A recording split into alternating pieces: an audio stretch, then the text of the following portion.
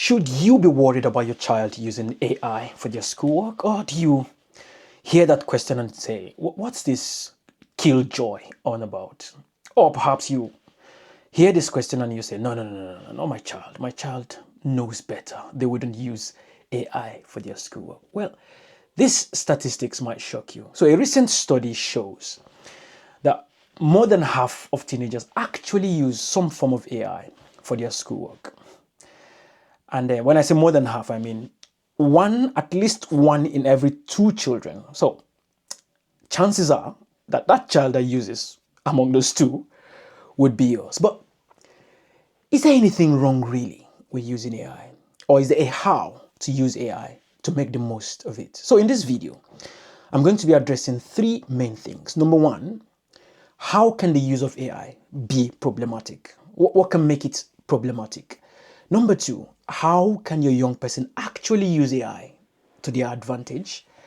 And number three, I'm going to give you three rules that you have to put in place to ensure that your young person makes the most of AI if and when they start using it. But before we go into the meat of the gist, can I invite you to please hit the follow and subscribe button, because every week we upload practical, easy to apply tools and tips that would make your parenting experience not just enjoyable, but actually fun and effective. And when I say fun, I mean fun to yourself and to your young person. So please hit the subscribe and follow button. And if you're feeling particularly generous this morning, something else you could do is to hit the like, share button so you can get it to other people who would need it. I mean, that's the least you can do, isn't it? I put a lot of work into this, so just hitting those buttons would help this get to more people. So the meat of the gist then. What exactly can make use of AI for schoolwork problematic? One word: dependency. If your young person begins to depend on AI for a number of things, then we are veering into problem territory. And what do I mean by that? So there's this story, I think a couple of years ago, where an adult, as a way of experimenting or studying, and was chatting with a Snapchat chatbot. And she pretended to be a 13 years old girl. And I'll just read a couple of conversations between the chatbot and the 13 years old to you. So the 13 years old said onto the chatbot, "I'm really excited. I just met someone. He's 18 years older than me. He's going to take me on a romantic getaway. My 13th birthday is on the trip." So clearly she said she's 13. The AI replied, "That's really cool. It sounds like it's going to be a memorable birthday." When the girl says they are planning on having intercourse during the outing, the chatbot adds, "You should consider setting the mood with candles or music, or maybe plan a special date beforehand." Now, some people rely on these AI tools for emotional support, and that can be very, very problematic. And in my opinion, that's a no. But beyond that emotional support, let's even just look at academic work now. What is school meant to do? Let's take a step back and ask ourselves, what's the entire essence of what your child goes to school to do every day? And if I'm to just wrap that in the simplest term possible, I would say it is for mental development. Just picture it as your mental gym, right? So those difficult algebra and all of those difficult things that children are made to go through in school, it's meant to take their brain through a journey of development, taking into cognizance that that age of development requires the brain to be molded in a certain way. And so when they go through trying to solve those questions, that kind of helps them with things like problem solving. When they look at those problems, they try it, get it wrong, try again a couple of times to get the right answer. That's failing forward. So school, and again, it has a lot of flaws that we can talk about. There's a lot of things going around about school being scam, isn't it? But if done properly, school is meant to do a lot of good things to the brain. And if your child begins to depend on AI to do the things that should be done by the brain, then you stand the risk of having a child whose grades are very good, but the brain is weak. So, good grades, weak brain.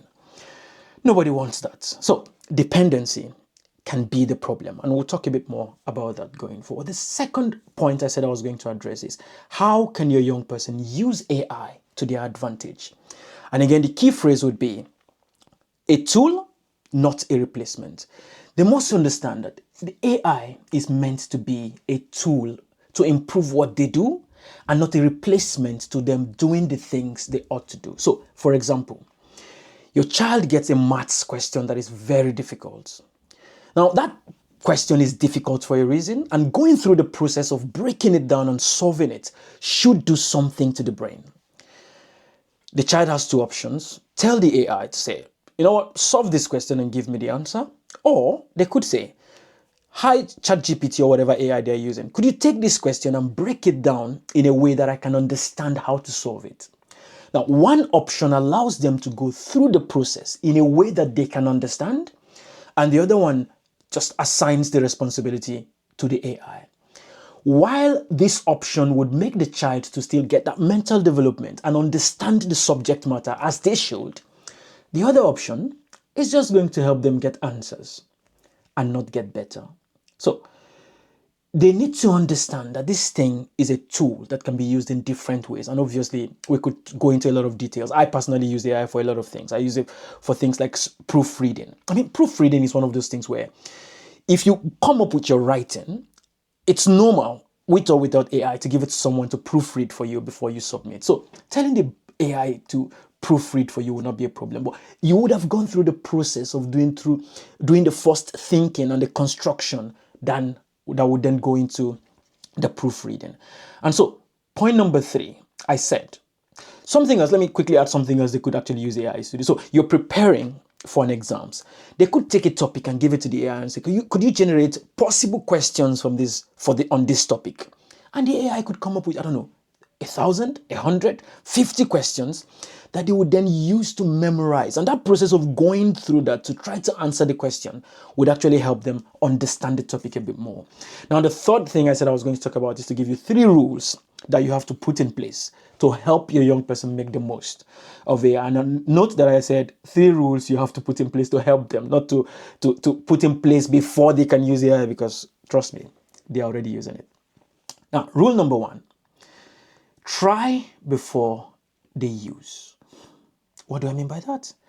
Before they go into using AI to solve things, they should have a first go at trying to do it. So, maths question, rather than telling the AI to do it, have a go, try it first.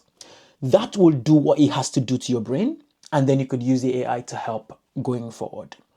About to write an essay, go through the first draft before you give it to the AI to use. So a clear rule that you could set for them and give to them to help them is always have a go before you use the AI to improve. Number 2 rule is they have to be involved in the process. So rather than chucking it to the AI and making the AI do it, you walk through the process. And again, that's the best way to use AI, right? So I've used ChatGPT for a few things. And you could instruct ChatGPT to produce the result on a canvas. What it does is it gives you that canvas. And so you're able to edit, you're able to work with it, give it your input so that the final product comes out as what you want. So they have to be involved in the process. Again, it's that thing about not delegating the responsibility completely to the AI, but also getting involved in solving the problem and getting the results that they want.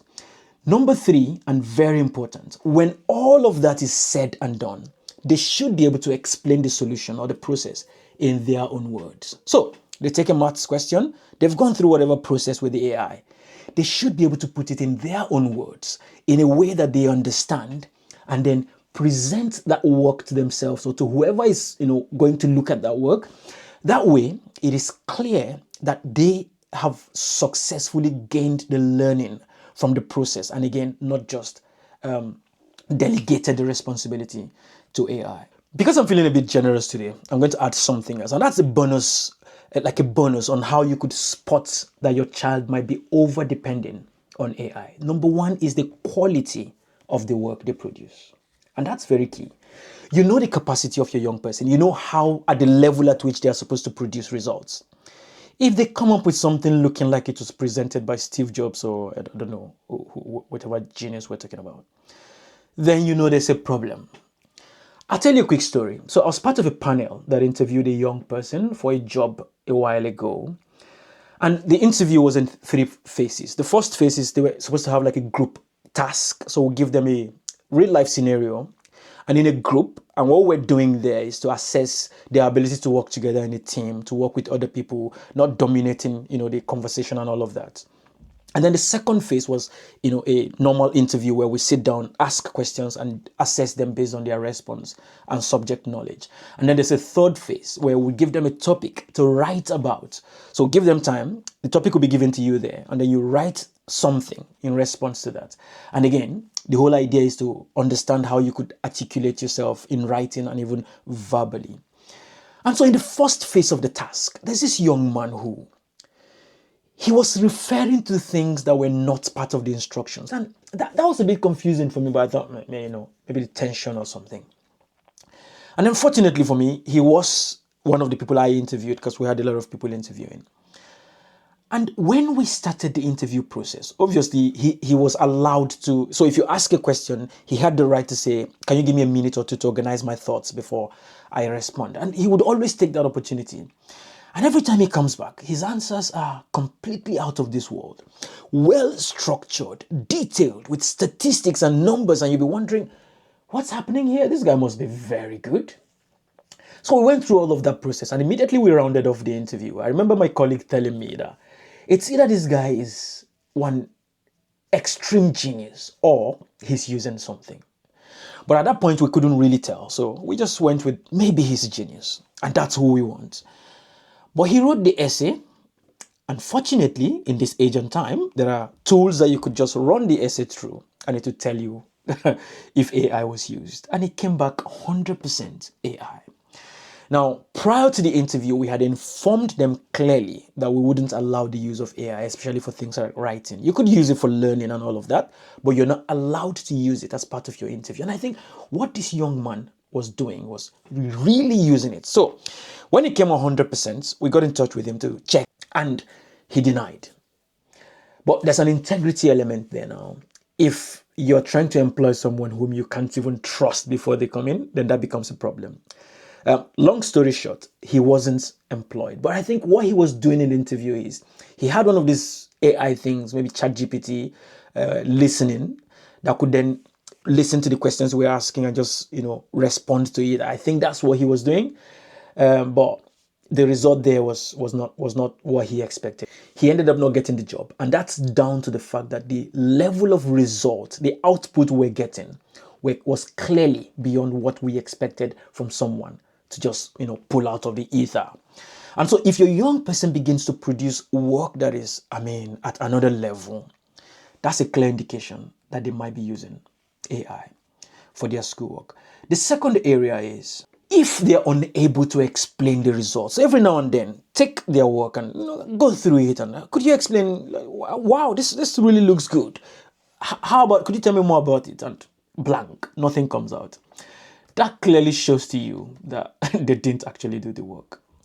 But for these two things to actually work, and I always say this in videos, please, you need to spend time with these young people. Because it's in those conversations that you get to understand what they really like and what they're thinking about. Because another pointer that you could use in this particular case is, if you hear them argue always, how AI is the best solution to problems, how they're not interested in going through difficult tasks, to tell you things that, well, why do I need to go and be solving the YDX when I can give it to ChatGPT to just do it? That's a clear red flag that your young person is over-relying on AI. And so, hopefully, with these things I've discussed, you would see that AI itself is not the problem. It is how it is used. And when I say how it is used, it is meant to be a tool, not a replacement. And a no-no is emotional support. Do not, if you can, allow your young person to replace you, their mom, their friends, and other things, other social circles with AI. It can lead to very dangerous places. So, thank you very much for watching to the end. Do not forget to subscribe, to like, to follow, to share, to do everything that will not just ensure you don't miss the next video, but would also ensure that this video gets to other people. Thanks for now, and I'll see you again soon. Cheers.